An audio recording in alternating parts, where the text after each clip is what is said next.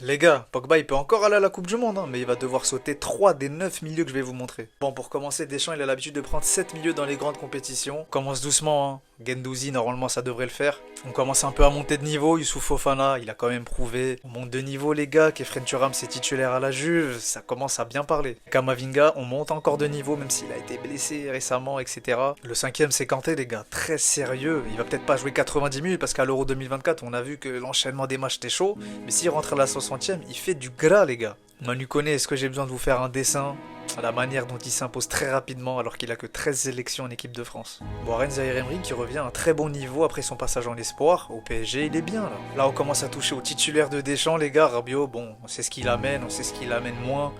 Mais titulaire dans la tête de Deschamps. Chouameni, Rabiot, la base de Deschamps. Si ça joue en 4-2-3-1 avec un numéro 10, Chouameni et Rabiot, normalement, assurance tout risque. Et enfin, Paul Pogba, ça fait 10 milieux, les gars. Donc il y en a 3 qui seraient éliminés.